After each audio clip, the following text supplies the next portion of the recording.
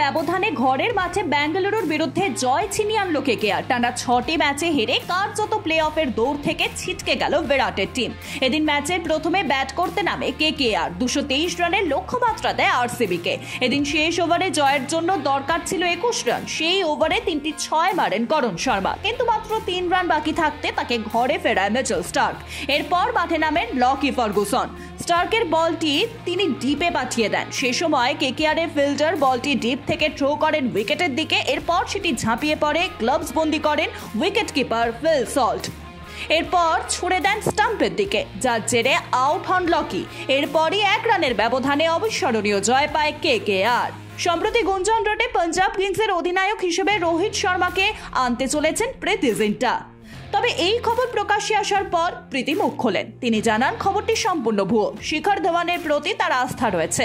রোহিতকে আনার বিষয়ে কোনো কিছুই ভাবেননি তিনি। কদিন আগেই পাঞ্জাব কিংসের মুখোমুখি হয়েছিল মুম্বাই ইন্ডিয়ান্স। সেই ম্যাচ থেকেই একটি ভিডিও ভাইরাল হয়। ভিডিওতে দেখা যায় পাঞ্জাব কিংসের অর্শদীপ সিং এর হোয়াইট ওয়ার্কার বলটি সূর্যকুমার খেলতে পারেননি।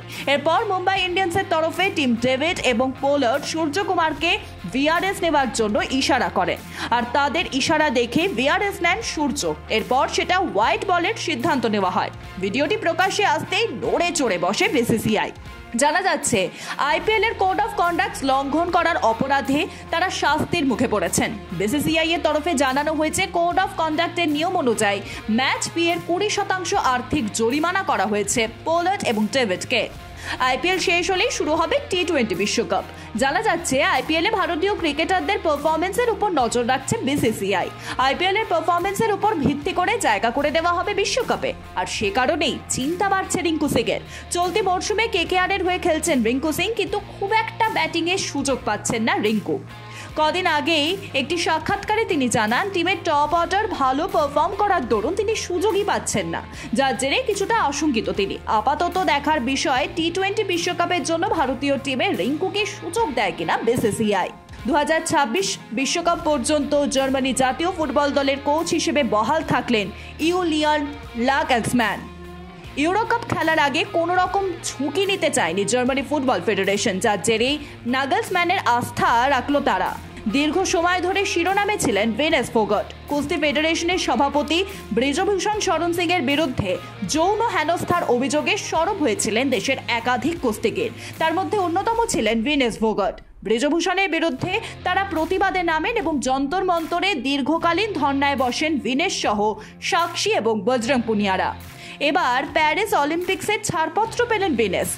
কিরগিজস্তানের এশীয় অলিম্পিক্সের যোগ্যতামান পর্বে কাজাখস্তানের লড়া কানিগাজিকে হারিয়ে অলিম্পিক্সে জায়গা করে নিলেন তিনি। মাত্র 4.25 মিনিটের মধ্যে 10-0 ফলে জিতে যান তিনি। ভারতের কনিষ্ঠতম গ্র্যান্ডমাস্টার হিসেবে ক্যান্ডিডেটস দাবা প্রতিযোগিতায় জিতে বিশ্ব রেকর্ড করলেন গোকেশ ডোম্বারাজু। মাত্র 17 বছর বয়সে বিশ্বের কনিষ্ঠতম হিসেবে ক্যান্ডিডেটস দাবা প্রতিযোগিতায় জিতেছেন তিনি। সোমবার আমেরিকার হিকারু নাকামুরার বিরুদ্ধে ড্র করে জিতে যান তিনি। এদিন সবার নজরে ছিল ফ্যাবিয়ানো করুয়ানা এবং ইয়ানা নেপমুনিয়াচুর ম্যাচের ওপর।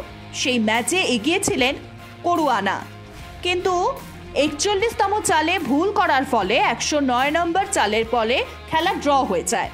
এই ড্রয়ের ফলে সেই রাউন্ডে নাকামুরার বিরুদ্ধে 14 রাউন্ডের প্রতিযোগিতার শেষে চ্যাম্পিয়ন হন ভারতীয় এই গ্র্যান্ডমাস্টার।